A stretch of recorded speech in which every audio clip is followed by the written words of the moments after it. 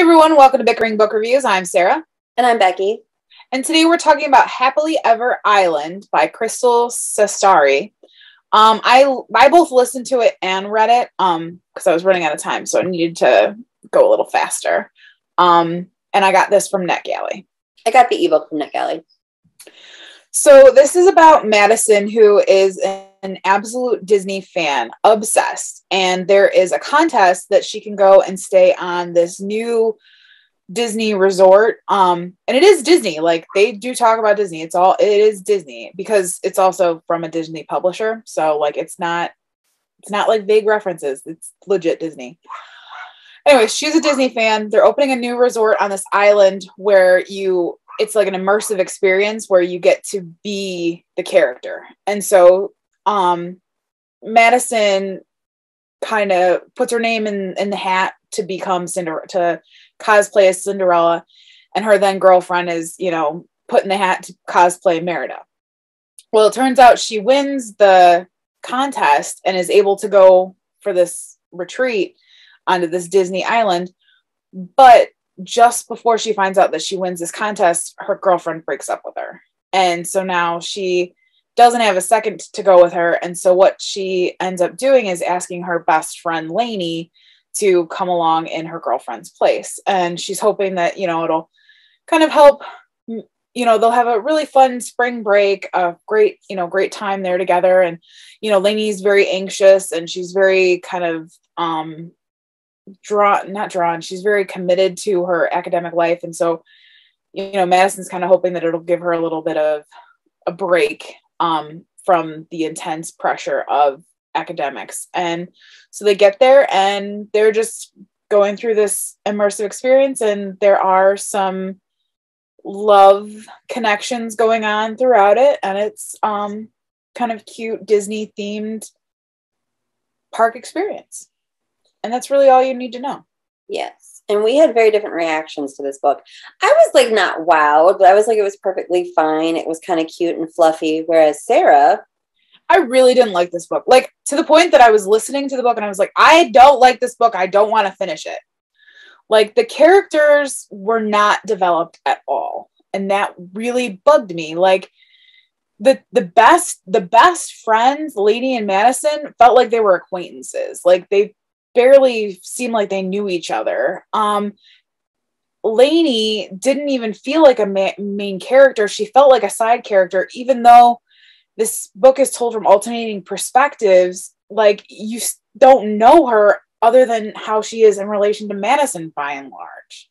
I feel like the main character of this book is the park.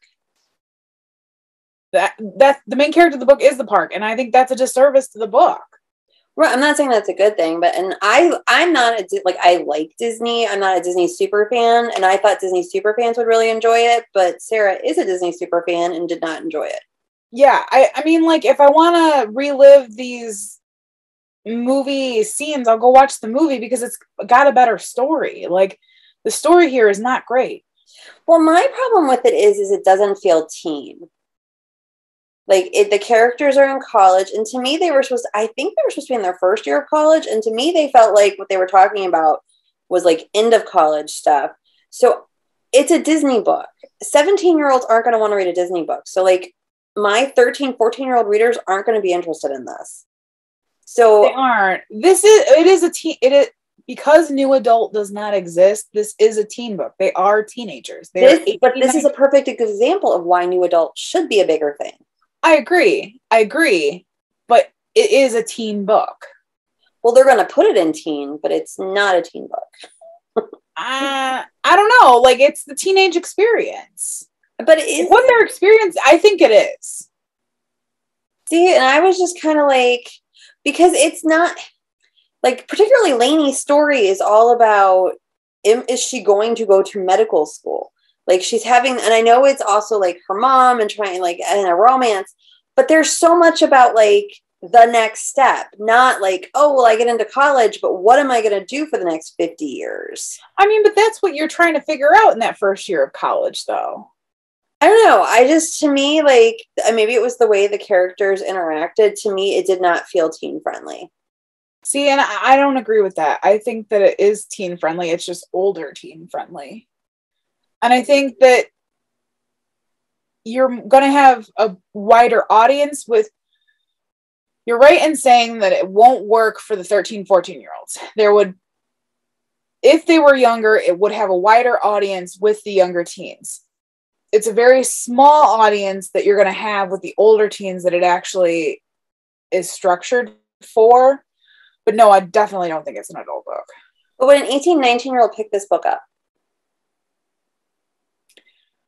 I think a Disney fan would. I don't know if they'd like it, but I think they would pick it up.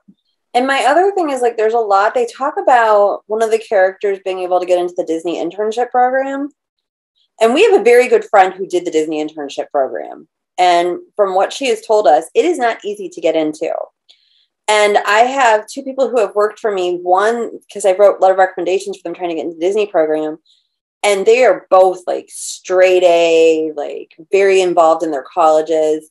They can't get into the program. So how can this character, who is basically skating along, get into the program?